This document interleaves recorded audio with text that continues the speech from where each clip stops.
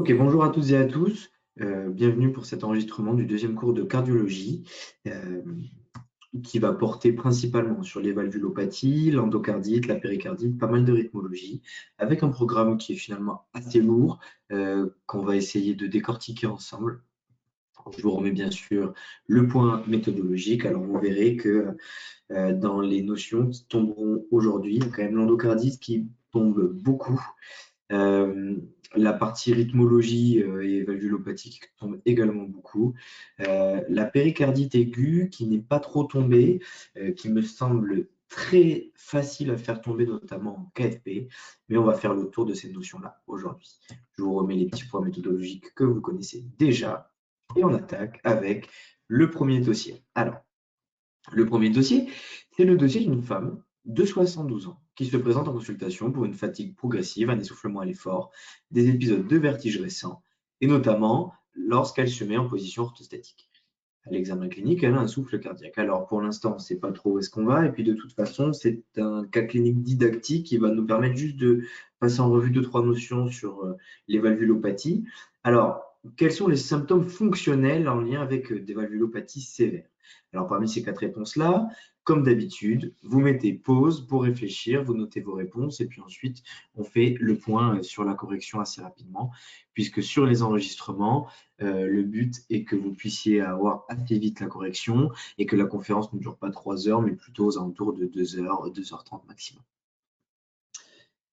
Alors, allez. Donc, la correction. Une valvulopathie sévère peut donner une dyspnée d'effort, bien sûr, puisque peut donner des symptômes d'insuffisance cardiaque. De l'angor d'effort, oui, parce que le débit sanguin moins important au niveau de l'aorte peut donner un débit moins important au niveau coronaire et donc peut donner un débit moins important au niveau de la perfusion myocardique et donc un angor d'effort. Des syncopes, absolument. De la fièvre persistante, ce n'est pas un signe de valvulopathie sévère. Par contre, ça peut être un signe de complication d'une valvulopathie, notamment sur l'endocardite qu'on verra après.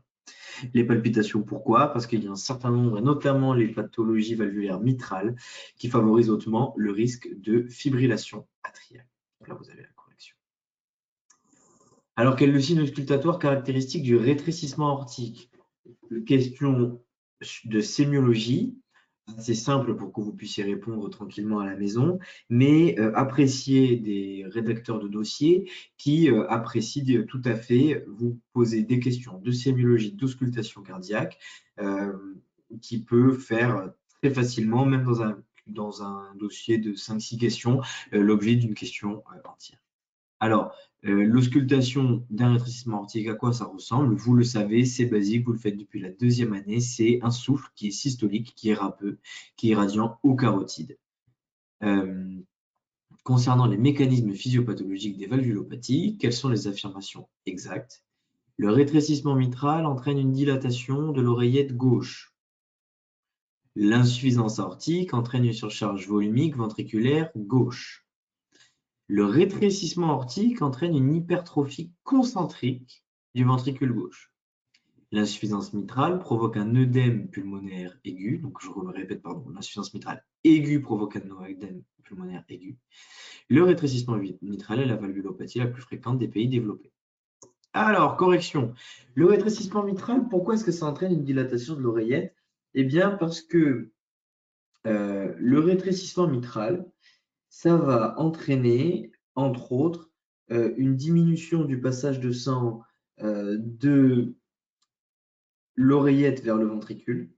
Le sang va rester et donc on va avoir une augmentation progressive de la précharge au niveau de l'oreillette qui va finir par se dilater avec des patients qui sont très fréquemment des patients qui présentent de la fibrillation atriale. L'insuffisance aortique entraîne une surcharge volumique du ventricule gauche. Oui, en fait, l'insuffisance aortique entraîne un reflux de sang dans le ventricule qui va donc augmenter de manière relative sa post-charge, mais surtout va augmenter sa précharge, augmenter le volume télédiastolique et donc créer une surcharge volumique du ventricule gauche et entraîner une dilatation. Le rétrécissement aortique entraîne une hypertrophie concentrique, tout à fait, par augmentation des résistances périphériques, par augmentation de la post-charge. Et une hypertrophie, le muscle se renforce de la même manière que s'il réalisait une séance de musculation. L'insuffisance mitrale aiguë provoque un œdème pulmonaire aigu, tout à fait. Le rétrécissement mitral est une pathologie qui est assez peu fréquente dans les pays développés. C'est plutôt une pathologie qui serait soit en lien dans les pays développés avec une consommation, tout simplement de Mediator, ou alors dans les pays développés, sur des patients qui ont présenté à jeune des rhumatismes, notamment ça peut être post-streptococcique. Mais c'est très rare dans les pays développés. Alors, l'examen de référence qu'il faut que vous ayez en tête, c'est des choses simples qu'on est en train de voir, mais c'est pour que vous ayez les idées claires sur les valvulopathies. L'examen de base et de première intention pour évaluer la sévérité d'une valvulopathie, c'est bien évidemment l'échographie transthoracique qui va permettre en fait de caractériser purement et simplement la sévérité d'une valvulopathie. Concernant le traitement des valvulopathies, alors la plastie mitrale est le traitement de première intention en cas d'insuffisance mitrale. Le remplacement valvulaire aortique est indiqué en cas de rétrécissement aortique symptomatique. Le TAVI est une option pour les patients à faible risque. L'anticoagulation est systématique après plastie mitrale. Le MitraClip est une alternative chirurgicale dans les insuffisances mitrales fonctionnelles. Alors, la plastie mitrale, oui, c'est la première intention. Alors, pour la valve aortique, la première intention, c'est le changement de valve. Pour la valve mitrale, les solutions sont plutôt des solutions conservatrices, avec du coup un traitement qui va être certes chirurgical, mais qui ne va pas être centré sur le changement de la valve, mais plutôt sur la réparation de la valve. Ensuite, le remplacement valvulaire aortique, il est indiqué dans les RAO symptomatiques. Par contre, attention, le remplacement valvulaire aortique percutané, qui est le TAVI, n'est pas une option pour les patients à faible risque chirurgical, c'est pour les patients à risque intermédiaire, voire élevé. L'anticoagulation systématique après plastie mitrale, non. Il n'y a pas de matériel étranger, pas de raison que le patient ait un thrombus au niveau de sa valve, donc pas d'anticoagulation systématique. Le MitraClip est une alternative chirurgicale dans les insuffisances mitrales fonctionnelles, totalement, puisque c'est un passage percutané par voie veineuse qui remonte, traverse le septum et vient récupérer la valve mitrale en plaçant entre les feuillets une sorte de pince à linge qui permet de réduire les fuites mitrales. Quelle complication est redoutée dans les valvulopathies qui nécessitent une prise en charge urgente?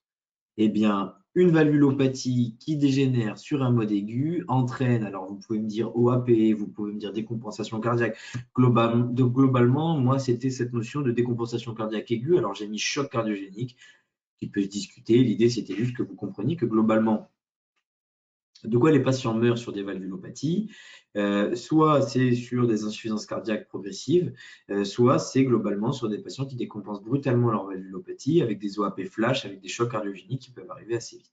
D'ailleurs, pas plus tard qu'il y a une semaine dans le service, là actuellement je suis dans un service de coronaire et valve, et il y a eu une patiente qui venait pour une décompensation cardiaque un peu mixte, une part ischémique, une part valvulaire, on ne savait pas trop, et post-revascularisation sur le plan coronarien, sans thrombose de stent ou quoi que ce soit.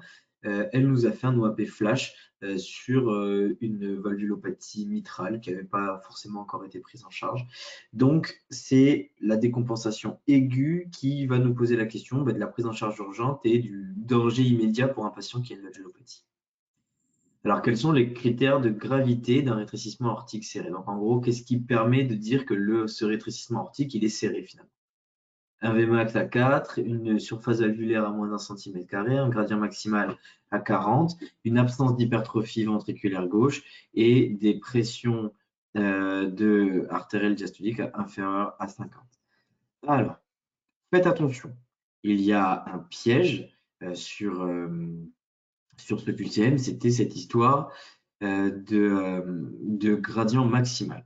Faites attention, c'est non pas le gradient maximal, mais bien le gradient moyen qui va nous intéresser pour grader la sévérité d'un rétrécissement aortique. Ok, quelle est la fréquence de surveillance échographique recommandée en cas de rétrécissement aortique asymptomatique et sévère? Donc, dans la prise en charge du rétrécissement aortique, il faut avoir les idées claires. Si j'ai un rétrécissement aortique symptomatique, je le traite. Si j'ai un rétrécissement asymptomatique, il y a 2-3 choses qui pourraient me faire le traiter, par exemple l'insuffisance cardiaque notamment. Mais globalement, si j'ai un rétrécissement aortique qui est serré, mais asymptomatique, je vais le surveiller et globalement, je vais le surveiller tous les 6 mois, parfois 1 an sur des patients qui sont stables, mais globalement, c'est tous les 6 mois. Allez, quelques rappels sur les valvulopathies. Alors, on a les définitions de toutes les valvulopathies, l'insuffisance mitrale, le rétrécissement aortique, l'insuffisance aortique, le rétrécissement mitral. Sur le papier, toutes ces valvulopathies sont au programme. Néanmoins, il y en a certaines qui sont plus tombables que d'autres, notamment pour moi les deux plus tombables sont l'insuffisance mitrale et le rétrécissement aortique. L'insuffisance aortique, bof, le rétrécissement mitral, c'est très spécialisé. Alors, pardon.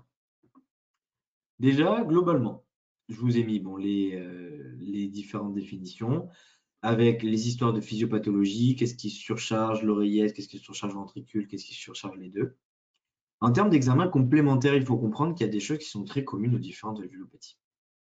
Globalement, la logique, ça va toujours être la même. Un patient qui va se présenter avec un souffle, l'examen de base, ça va être l'échographie transthoracique. Mais après, autour de ça, il va y avoir d'autres examens qui vont venir se juguler, notamment l'électrocardiogramme, qui pourra montrer des complications, je dirais, structurelles au niveau cardiaque, comme une hypertrophie, que ce soit ventriculaire ou de l'oreillette, sur des mises en contrainte sur le plan volumique ou de post-charge. Et ensuite, eh bien, des troubles de conduction, alors soit de la fibrillation, des troubles du rythme comme la fibrillation atriale, voire parfois des troubles de conduction, comme par exemple dans le RAO, où il peut y avoir en fait des glissements, des sortes de coulées calcaires, avec une invasion du tissu de conduction myocardique, avec l'apparition de BAV